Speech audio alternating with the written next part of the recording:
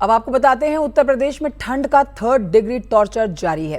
तापमान और कोहरे का प्रदेश के अलग अलग शहरों में असर देखने को मिल रहा है। नोएडा से लखनऊ, वाराणसी से आगरा तक सुबह से घना कोहरा देखा गया।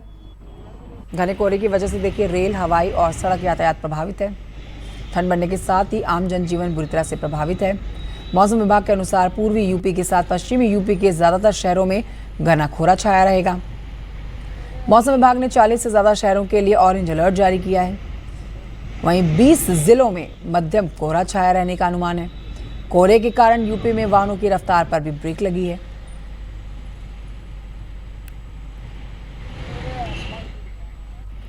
हमारे साथ हमारे सहयोगी जुड़ेंगे इस समय के अपडेट के साथ, लेकिन फिलहाल आपके सामने गाजियाबाद, मुरादाबाद और इटावा की ये तस्वीरें। 3 तस्वीरों में आप देखिए हवाई, सड़क, रेल यातायात किस तरह से प्रभावित हो रखा है। खासतौर पर आज की अगर बात कर ली जाए तो आज और दिनों की तुलना में ज्यादा कोहरा और तापमान में ज्यादा गिरावट दर्ज की गई है।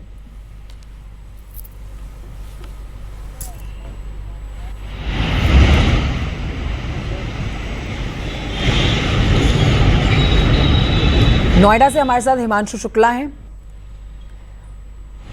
मेरठ से हमारे साथ उमेश श्रीवास्तव है और हमारे साथ गोरखपुर से हमारे एक सहयोगी हैं रामगोपाल द्विवेदी। इन तीनों के पास चलते हैं और जल्दी से इस समय के अपडेट लेते हैं।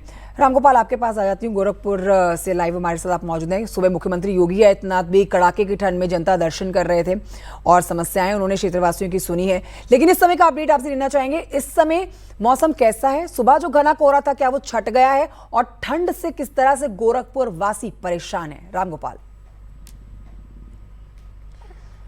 बिल्कुल, अगर हम आज की बात करें तो 3 दिन के बाद आज इस समय सूर्य देवता के दर्शन हुए हैं और जो गलन है वो थोड़ा सा आज कम है।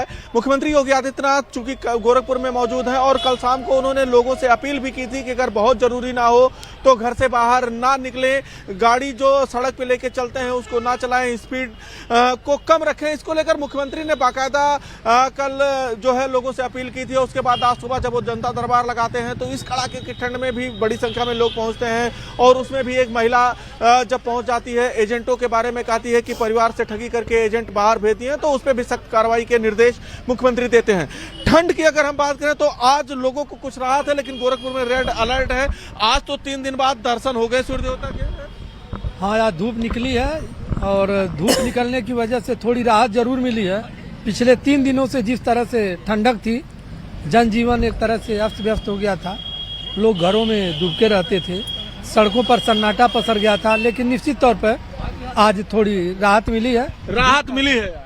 देखिए, आज राहत जरूर है, लेकिन गोरखपुर में सबसे बड़ी समस्या थी ठंड की और पोल्यूशन की। जिस तरीके से निर्माण कार्य हो रहा है, जिस तरीके से विरासत गलियारे का काम हो रहा है, जो मानक है उसको, उन मानकों को पूरा नहीं करने की वजह से पोल्यूशन में लगातार वृद्धि हो रही के साथ पोल्यूशन भी था। बिल्कुल, तो देखिए कोहरे के साथ पॉल्यूशन की भी मार है। रामगोपाल, मैं लौटूं आपके पास, नोएडा चलते हैं हिमांशु के पास। नोएडा से जानकारी हिमांशु हमें दिल्ली एनसीआर से जुड़ी संपूर्ण दे सकते हैं, क्योंकि देखिए दिल्ली में तो पॉल्यूशन की भी मार है, BS6 गाड़ियों की एंट्री हो पा रही है सिर्फ। तो यहाँ से आप बताइए हिमांशु, इस समय मौसम का हाल कैसा है? और दिनों की तुलना में जो हिमांशु हमने आज कोहरा भी ज्यादा देखा, ठंड भी ज्यादा देखी, क्या इस समय भी ठंड की मार सहनी पड़ रही है नोएडा वासियों को?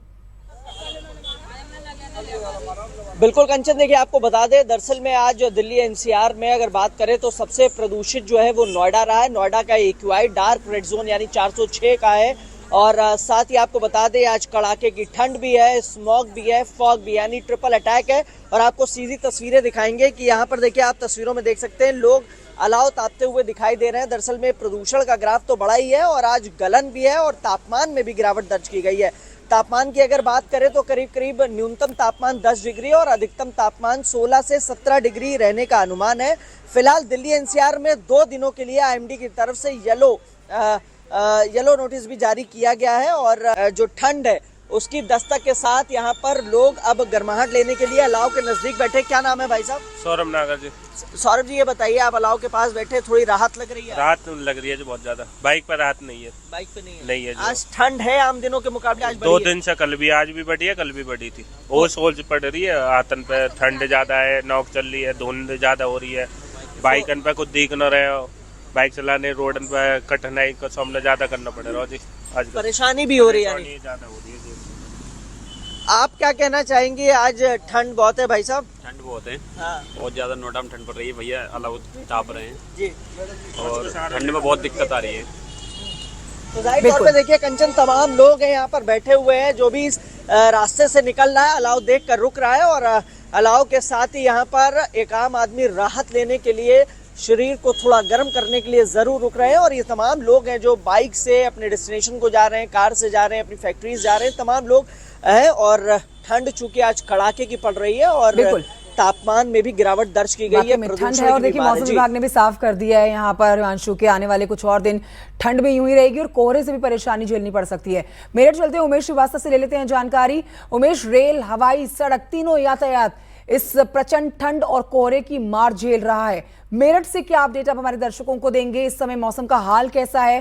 ठंड में किस तरह की बढ़ोतरी दर्ज कर रहे हैं मेरठ वाले? जी हाँ, देखिए समूचे उत्तर प्रदेश में कोहरे और ठंड का 3rd डिग्री टॉर्चर देखने को मिल रहा है। पश्चिमी उत्तर प्रदेश के विभिन्न जिलों में कोहरे और ठंड का 3rd डिग्री टॉर्चर है। मेरठ, बागपत, बुलंदशहर, सहारनपुर, मुरादाबाद, रामपुर समेत समूचे पश्चिमी उत्तर प्रदेश का एक ही जैसा हाल है। स्मॉग और फॉग की चादर से लिपटा हुआ समूचा पश्चिमी उत्तर प्रदेश है। लोग तरह तरह से इस ठंड को मात देने की जुगत में लगे हुए हैं। कोई अलाव ताप रहा है, कोई चाय की चुस्कियां ले रहा है, कोई रजाई में दुबका हुआ है, तो कोई गर्म कपड़े खरीद कर इस ठंड को मात देने में जुटा हुआ है। इन तस्वीरों में आप देखिए कि किस तरह से लोग स्वेटर, ऊनी कपड़े यहाँ पर ले रहे हैं और इस भीषण ठंड को मात देने की जुगत में जुटे हुए हैं। हम कुछ लोगों से बात कर लेते हैं और जानते हैं कि उनका क्या कहना है। मैडम, आप क्या कहेंगी? आप यहाँ पर जैकेट्स और स्वेटर्स यहाँ पर ले रहे हैं, भाई साहब क्या कहोगे? कितनी ठंड हो रही है? सामने देख के बताइए, क्या कहना चाहेंगे और कैसे इस ठंड को मात दी जा रही है? ठंड तो बहुत हो रही है। हाँ, तो स्वेटर खरीदे जा रहे हैं? स्वेटर ही खरीद रहे हैं यहाँ पे तो। अच्छा, स्वेटर खरीद रहे हैं। मैडम, आप क्या कहेंगी, कितनी ठंड हो रही है और कैसे इन सर्दियों को मात दी जा रही है? मैं देख रहा हूँ एक जैकेट आपके हाथ में है, एक पहने हुए हैं और एक खरीदने जा रही है। क्या कहेंगे इस ठंडक को लेकर, कितनी ठंड हो रही है? और पश्चिमी उत्तर प्रदेश में खासतौर से कोहरे और फॉग का जबरदस्त मिक्सचर देखने को मिल रहा है। प्रदूषण का ग्राफ भी लगातार बढ़ा हुआ है। तो आप देख रहे हैं कि किस तरह से यहाँ पर लोग हैं और स्वेटर और तमाम तरह के ऊनी कपड़े यहाँ खरीद रहे हैं और लोग तरह तरह से इन सर्दियों को मात देने की जुगत में जुटे हुए हैं। भाई साहब, आप क्या कहेंगे? यहाँ पर आप स्वेटर और जैकेट खरीद रहे हैं, कितनी ठंडक हो रही है? जी सर, कितनी ठंड हो रही है, कितनी मुश्किल हो रही है? ये ठंड तो हो रही सर। अच्छा, तो यहाँ पर क्या स्वेटर जैकेट खरीदने के लिए आए? जैकेट खरीदने के लिए आए थे। जैकेट खरीदने के लिए आए। देखिए बच्ची भी है। बेटा, आप क्या कहेंगे? आप यहाँ पर जैकेट खरीदने के लिए आए हुए हैं, स्वेटर खरीदने के लिए आए हुए हैं, कितनी ठंडक हो रही है, कितनी मुश्किलें हो रही है और कैसे इस ठंडक को मात दी जा रही है? क्या आप क्या कहेंगे भाई साहब? आप यहाँ पर जैकेट तो से ले रहे हैं, जवान कितनी ठंड हो रही है? जो भी है वो ठंड की इस समय मार को झेल ही रहा है।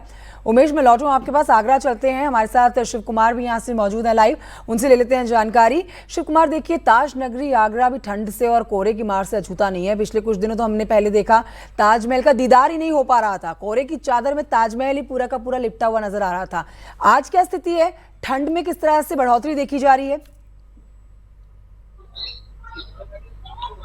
बिल्कुल, समूचे उत्तर प्रदेश सहित ब्रज क्षेत्र के जितने भी जिले हैं उन सभी में शीतलहर और कड़ाके की ठंड लोगों को परेशान कर रही है।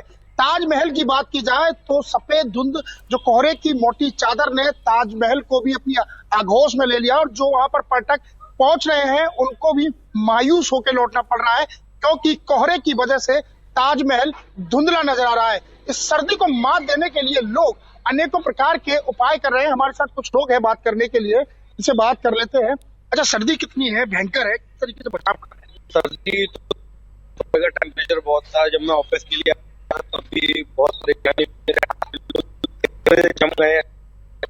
बताइए, आप बिल्कुल कपड़े अपने पहन के बिल्कुल टाइट नजर आ रहे हैं। ऐसा है कि सर्दी का माहौल है और सुबह नोटिफिकेशन भी आया मौसम विभाग का, जिसमें बताया गया है कि आप शीतलहर चल रही है, तो स्कूल टाइम भी चाहिए। अच्छा, मैं अभी देख बागपत चलते हैं, शहजाद राव से लेते हैं जानकारी, हमारे साथ लाइव मौजूद हैं शहजाद। बागपत से शहजाद, आप क्या हमारे दर्शकों को जानकारी देंगे? आज भी यहाँ पर बढ़ोतरी, क्योंकि हर दिन बढ़ती जा रही है ठंड में भी इजाफा हो रहा है, कोहरे में भी इजाफा हो रहा है, तो क्या आज भी यहाँ पर जो ठंड जो बढ़ी है बीते कुछ दिनों से वो बढ़ी है, या फिर यहाँ बागपत वासी थोड़े सुकून की सांस ले पा रहे हैं, ठंड का प्रकोप यहाँ कम है? बिल्कुल, देखिए बागपत में भी ठंड का पूरा प्रकोप है। 7 से 8 डिग्री सेल्सियस जो तापमान था वो रात में था, और अब 15 से 20 नोट किया जा रहा है। लगभग 1 बजने को है, लेकिन अभी तक सूरज देवता के दर्शन नहीं हुए हैं। आमजन, किसान, व्यापारी, तमाम वर्ग के लोगों से जो उनकी दिनचर्या है वो प्रभावित कोहरे और ठंड के कारण हो रही है। हाईवे पर जो विजिबिलिटी है वो भी 10 से 15 मीटर है, जिसके कारण जो है वाहन भी रेंग कर चल रहे हैं। लोग ठंड से बचने के लिए अलाव ताप रहे हैं। आप देखिए, अलाव ताप कर, चाय पीकर लोग ठंड से बचाव कर रहे हैं। लोगों से बात करेंगे। सर, आप क्या कहेंगे, कितनी ठंड है, क्या देख रहे हैं इसको? बहुत ज़्यादा ठंड है, और पूरा किसान बिरादरी, चाहे व्यापारी वर्ग हो चाहे मजदूर वर्ग हो, सब उस ठंड से परेशान है। और हमारे डीएम जिलाधिकारी महोदय बागपत से ये निवेदन है कि जो कक्षा 1 से लेकर 8 तक बच्चे जो स्कूल में जाते हैं उनके तुरंत प्रभाव से, अब मौसम को देखते हुए उन्हें तुरंत छुट्टी कर दी जाए। और जो किसान जो मिल में गन्ना लेकर आते हैं, जो गन्ना तोलने का काम करते हैं, उनके लिए अलाव की व्यवस्था की जाए। और प्रदूषण का बहुत बुरा हाल दिल्ली में है। मेरा निवेदन है कि जो दिल्ली में जो प्रदूषण है वो कहीं बागपत में इसका असर न जाए। इसीलिए जो हमारे हॉस्पिटल है, जितने भी जिला अस्पताल है, उनमें तुरंत जो किसान या गरीब या मजदूर जो भी उस कई बीमारी के हैं उसमें ये ना आ जाए, उनकी तुरंत जिला अस्पताल में उनके दवाई का उपचार करा जाए। ये हमारा बागपत के लोग हैं जो मांग कर रहे हैं कि जो स्कूल हैं उन्हें, जो छोटे बच्चे हैं उनके स्कूल को जो है बंद किया जाए, छुट्टी कर दी जाए। जानकारी के लिए शहजाद राव, सभी सहयोगियों का बहुत शुक्रिया इस समय का अपडेट हमारे दर्शकों को देने के लिए कोहरे और ठंड का। बढ़ रहे हैं आगे, आपको बताते हैं वाराणसी में क्रांतिकारियों के नाम से कैलेंडर जारी हुआ है, जिसका विमोचन मंत्री रविंद्र जायसवाल ने किया है। पहली बार इस कैलेंडर को वाराणसी से जारी किया गया है। कैलेंडर में काशी के बाबू जगत सिंह का नाम भी शामिल किया गया है, जिसमें उन्हें पहला पन्ना देकर श्रद्धांजलि दी गई है। बाबू जगत सिंह बनारस के राज परिवार से थे, जिन्होंने बनारस के लिए सबसे पहले अंग्रेजों के खिलाफ आवाज उठाई, उनसे लड़ाई लड़ी। क्रांतिकारी कैलेंडर में उनका नाम शामिल होने पर परिवार में खुशी है। इतिहास इस कैलेंडर में सिमटा हुआ है, अब पूरा हिंदुस्तान इसको जानेगा। तो उन्होंने फ्रंट पेज और एक पेज और बाबू जगत सिंह के लिए दिया है। बाकी 365 दिन हर महापुरुष क्रांतिकारी के विषय में है। निश्चित क्रांतिकारी हैं वो तो हैं ही हैं, और जिनको लोग नहीं जानते हैं वो भी क्रांतिकारियों का तस्वीर दिया हुआ है। जब आप कैलेंडर का अध्ययन करेंगे तो आप खुद समझेंगे कि कितनी मेहनत इन लोगों ने करते हैं देश के क्रांतिकारियों को खोजने के।